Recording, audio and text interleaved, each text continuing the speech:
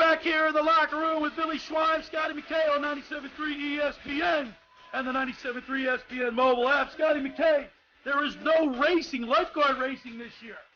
Yeah, that's. I thought they would come back. Not completely. The month of July's racing schedule has been pretty much canceled. The only hope we have is for the Margates and the South Jersey Championships. Let's cross our fingers and hope that will come to fruition. But in the meantime, Scooter, I said, you know what?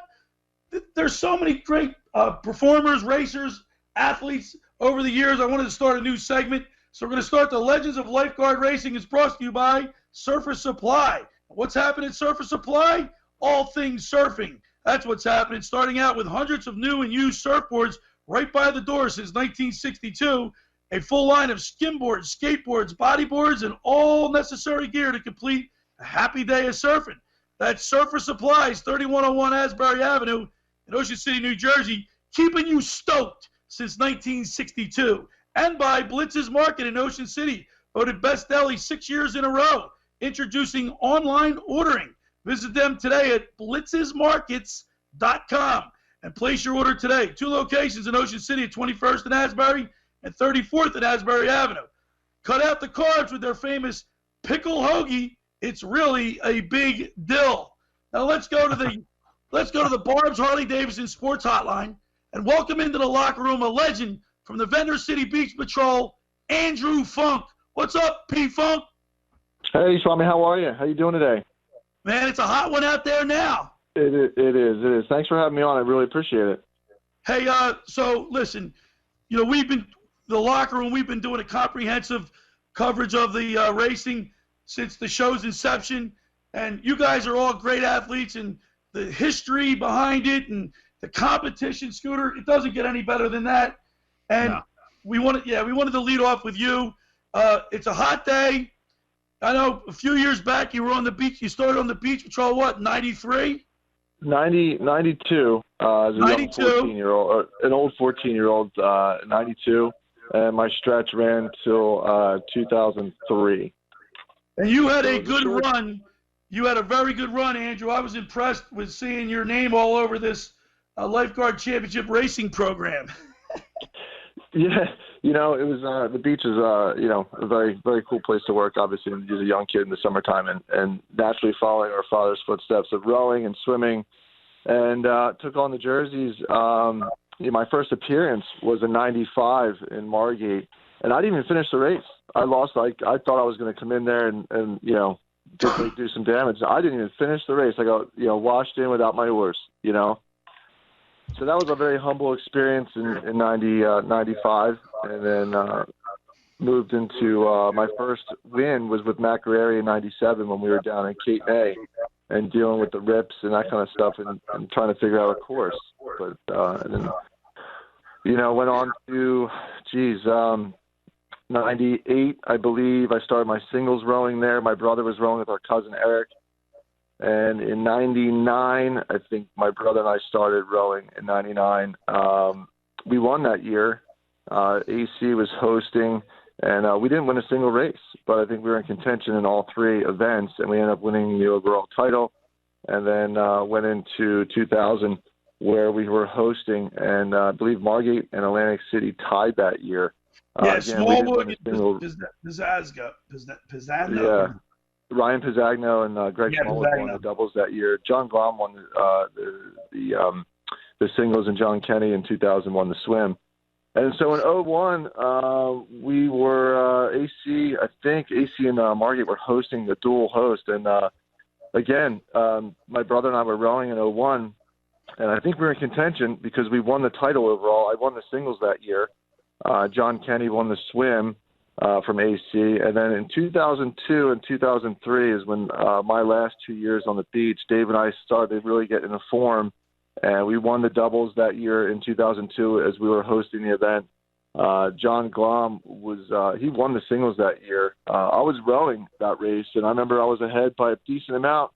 He caught a wave and zoomed right by me, and that's the way the lifeguard boat racing in the ocean goes. And that happened to be, I believe, his last year on the Avalon Beach Patrol, and he won that year. And then final year in 2003, we were hosting, and it was my last year, and Dave and I were having a great season that year. I think we may have been undefeated except for the Longports, which was the first race of that year, and went on to win the jerseys that year, and I won the singles also, which ironically was the first time that it had ever happened.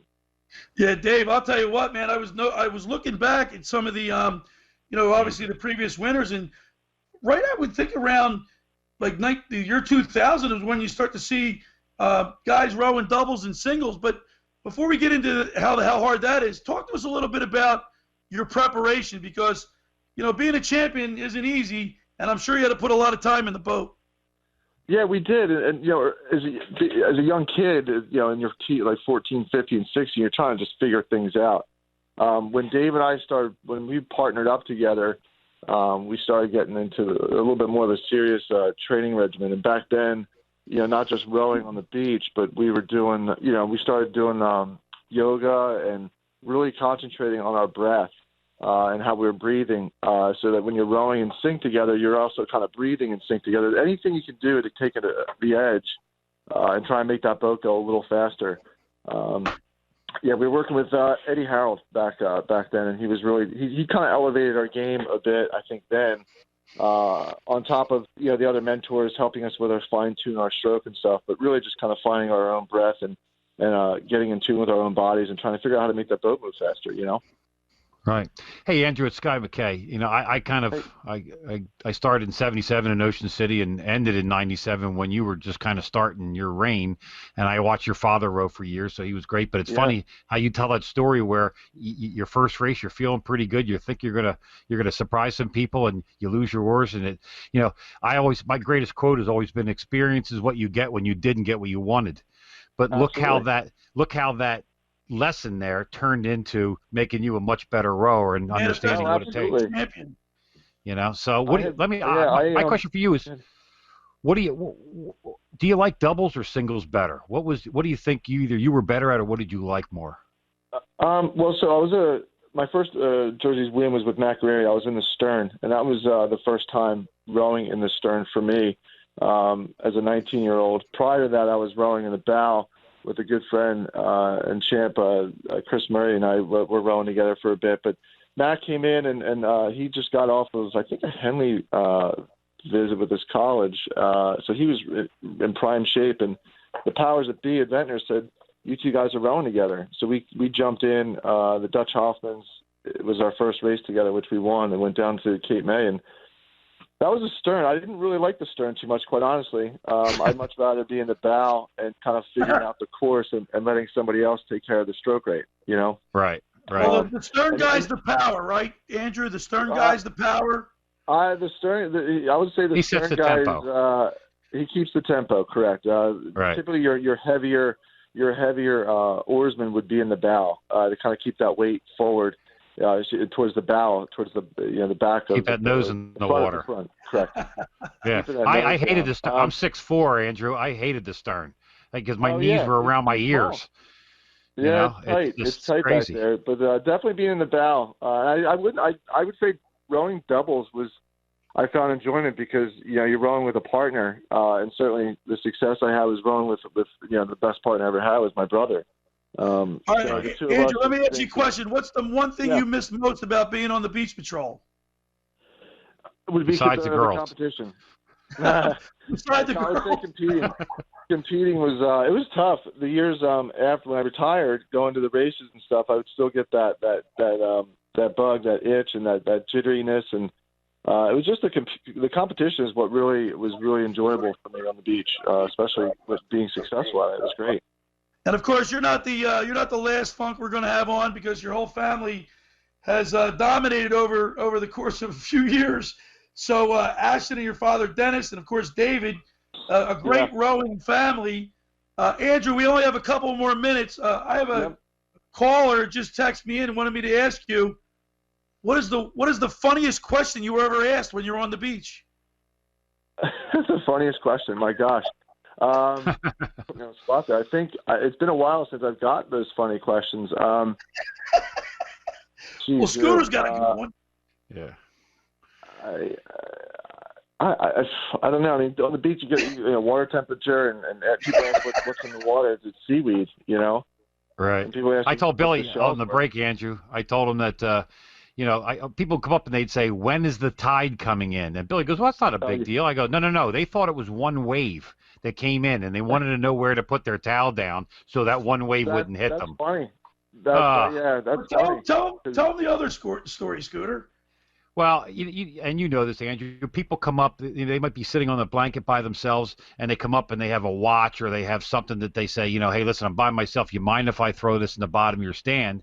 And why go out and take a swim? So that would go on throughout the year. It would be a watch, it would be a camera, it would be something like that. And all of a sudden, a guy comes up and says, "Hey, we're sitting on top of the stand." He goes, "Hey, you mind if I throw something in the stand? I'm going to go out and take a swim." We're like, "Yeah, no problem. Just put it down there. Have a good." Guy goes out. He put his leg in the stand. He had a prosthetic leg, and he took it off, and he put a little tiny fin on his stump and went out for a swim. I was like, I went down to get my lunch, and I'm like, holy smokes, there's somebody's legs in the stand. You don't see that every day. Oh, it's funny.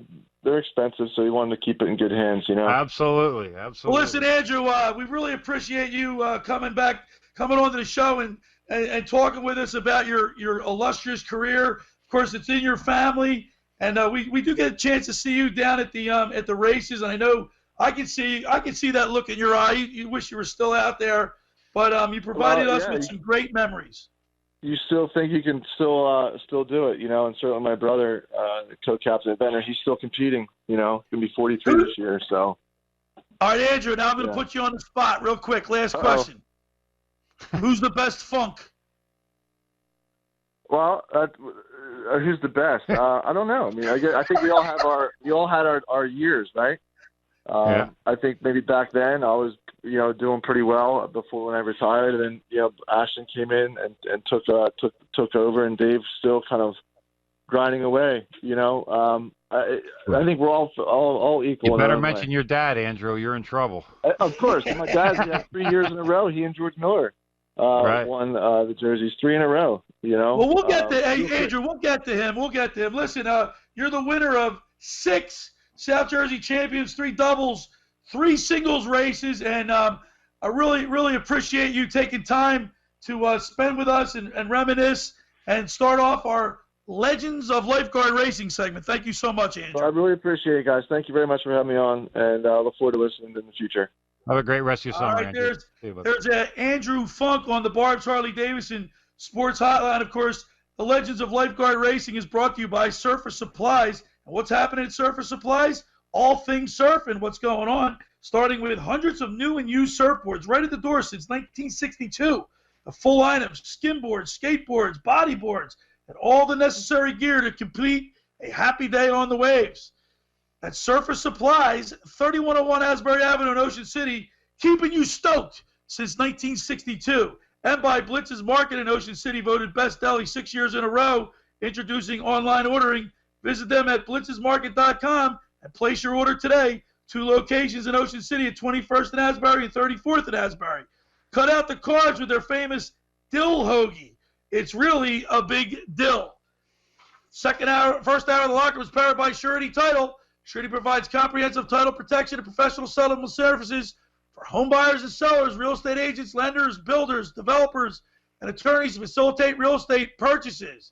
Surety is an industry-wide leader with a team of experts that will help you through the entire process, from contract signing to closing, from the shortest city and every place in between. Surety Title is there for you. 15 office locations in New Jersey and PA. For more information, call Ron Conklin, 856-988-8900. And just about everybody in our area has heard about the Jersey Man and Philly Man magazine, run by ex-Philadelphia tight end Ken Dunnick. But were you aware of their private business network they call the Legacy Club? Every month they hold private events at upscale locations in Philadelphia and South Jersey that attract over 200 top business people.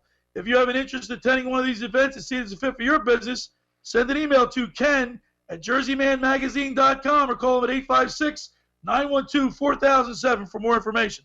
All right, when we return, we'll wrap up hour number 1 in the locker room with Billy Schweim on 97.3 ESPN and the 97.3 ESPN mobile app.